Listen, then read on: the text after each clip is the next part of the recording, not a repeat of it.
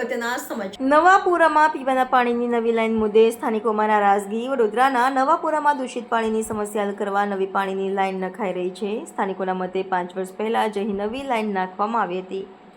Poultry શોધવાને બદલે સીધી નવી લાઇન નાખવાથી સ્થાનિકો નારાજ છે। કૈલાસ સૂર્યવંશીએ આ કામગીરીની જરૂરિયાત અને ખર્ચ સામે સવાલો ઉઠાવ્યા। સ્થાનિકો દ્વારા આ કામગીરીની પાલિકા તંત્ર સામે નારાજગી વ્યક્ત કરાઈ। વોર્ડ નંબર 13 નવાપુરા રબારીવાડથી ગોદડિયાવાડ નંબર 2 જે વર્ષોથી પાણીની સમસ્યાનો પ્રોબ્લેમ હોય છે કે ત્યાં છે ને બધા સ્લમ વિસ્તારમાં બધા ગોદડિયા પછી બિલકુલ બધા ગરીબ જણ કે જે ઝૂંપડાવાળા એ બધા ત્યાં રહેતા હોય છે। હવે ત્યાંથી છે ને હવે 5 કે 6 વર્ષ પહેલાં આપણે પાણીની નળિકા નવી નાખવામાં આવેલી।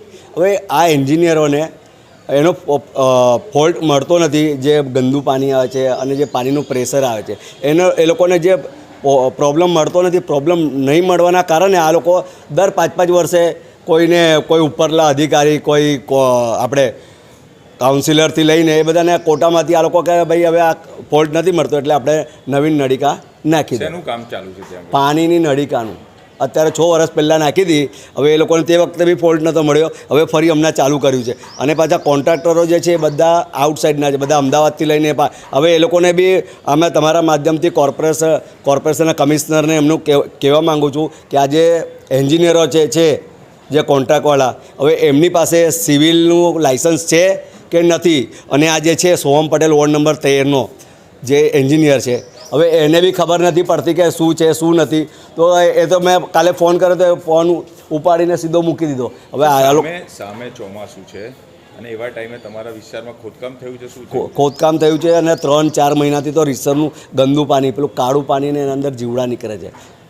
તો પછી ખોદકામ થઈ ગયું તો હવે ચોમાસામાં તકલીફ નહીં પડે ત્યાં આગળ વિસ્તારમાં? અરે આ લોકોને પહેલી વાત એન્જિનિયરોને એ જ નહીં ખબર પડતી કે આ લાઈન ક્યાં જાય છે અને ક્યાંથી ક્યાં નાખવાની છે। ત્યાં વરસાદી ચેનલ, ડ્રેનેજની લાઈન અને પાણીની લાઈન એક જગ્યા બધું ભેગું થાય છે। હવે ત્યાંથી એ લોકોને કટિંગ કરીને હાલવાની કે નથી હાલવાની, હવે એ લોકોને એ જ નથી ભાન, તો પછી આગળ આ લોકોને પ્રજાનું કામ શું કરવાના છે? આ લોકો આજે એન્જિનિયરો જ આવી રીતના ડફોડ જેવી કામગીરી કરતા હોય, જે 5-5 વર્ષે 6-6 વર્ષે આવી રીત અને ખોટા રૂપિયા બગાડતા હોય, જે પ્રજા વેરો ભરે છે ત્યારે તમને પગાર મળે છે અને એ જ એના અંદરથી તમે આ નળિકાને એ બધું નાખતા છો કે ભાઈ ખોટા બિલકુલ કહેવાનો મતલબ બિલકુલ ભ્રષ્ટાચાર, એટલે બહુ મોટો ભ્રષ્ટાચાર છે આ લોકો। કૈલાસ સૂર્યવંશી। વોર્ડ નંબર 13 નવાપુરા જે વિસ્તાર છે, ગીચ વિસ્તાર છે અને એમાં ઘણા બધા મહોલ્લા છે, ગોદડિયાવાસ, રબારીવાસ, લતા નંબર 2 એવા મલ્ટિપલ ગલીઓ છે। આ ગલીઓમાં જે અગાઉ પાઇપલાઇન નાખવામાં આવેલી છે એમાં વખત સ્થાનિકો દ્વારા મંજૂરી લઈને કનેક્શનો કરવામાં આવેલા છે, બધા પીવીસીના એના કનેક્શનો છે અને એ ખૂબ ગીચ વિસ્તાર હોવાને કારણે ત્યાં પાણીની લાઇનની સાથે ડ્રેનેજની, વરસાદીની લાઈનો એવી મલ્ટિપલ યુટિલિટી લાઈનો છે। હવે જ્યારે પણ ડ્રેનેજ ચોકઅપ થાય કે ઓવરફ્લો થાય તેવા સંજોગોમાં એમના તરફથી કરેલા જે પીવીસીના કનેક્શનો છે એમાં એ ખામીયુક્ત હોવાના કારણે કોન્ટામિનેશનના પ્રશ્નો આવે છે। આ ફરિયાદ જે છે છેલ્લા 1 વર્ષમાં ઘણી વખત આવેલી છે ઝોન કક્ષાએ અને પાણી પુરવઠા વિતરણ કક્ષાએ પણ। એટલે સમયાંતરે વારંવાર જ્યારે પણ એનું અવલોકન કર્યું છે અને કામગીરી માટે એન્જિનિયરોએ જ્યારે પણ એ કામગીરી હાથ પર લીધી છે અને કર્યું છે, એટલે એમાં જણાઈ એવું આવેલ છે કે આમાં મલ્ટિપલ વસ્તુઓ છે। એના પાઇપના કોઈક જગ્યાએ ડાયામીટર પણ ઓછા છે, જેને અમુક લોકોને પાણી મળે છે, અમુક લોકોને લો પ્રેશરથી મળતા હોય છે। ઘણી બધી જગ્યા એવી છે કે જે વારંવાર કોન્ટામિનેશન આવે છે કે મહિનામાં 1 કે 2 વખત ફરિયાદો આવે છે।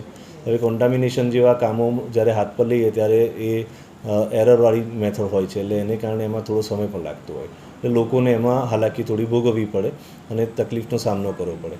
આ બધી વસ્તુને ધ્યાનમાં રાખી છેલ્લા 1 વર્ષની અંદર અમે કોર્પોરેશનના 19 વોર્ડનું એક DPR વોર્ડ વાઇઝ બનાવેલા છે, જેમાંથી હાલ પ્રાયોરિટીમાં 4 વોર્ડને નક્કી કરીને એના ટેન્ડર કરેલા હતા। આ ટેન્ડરની અંદર જેટલી પણ જગ્યાએ જૂની લાઈનો છે કે ઓછા વ્યાસની લાઈનો છે એ લાઈનોને બદલવાનું અને લાઈનોને કનેક્શન સાથે MDP કનેક્શન કરવા કે જેથી ભવિષ્યમાં આવનારા 10-15 વર્ષ સુધી એ લાઈનોમાં કોઈ લીકેજ ઝડપથી ના થાય અને કોઈ કોન્ટામિનેશન વારંવાર ના આવે।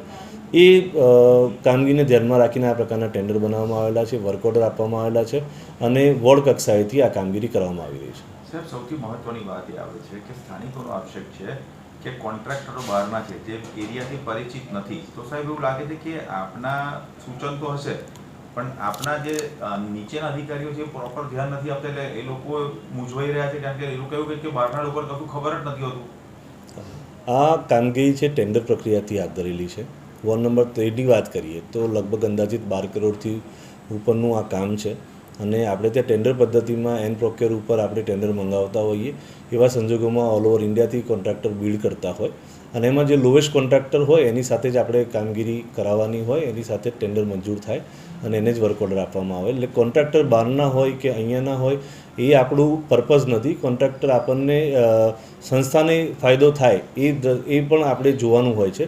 એટલે કોન્ટ્રાક્ટર ભલે પણ બહારના હોય પણ સુપરવિઝન કરનારા અધિકારી લોકલ હોય, એટલે અધિકારીઓની સૂચના મુજબ જ કામગીરી કરવામાં આવતી.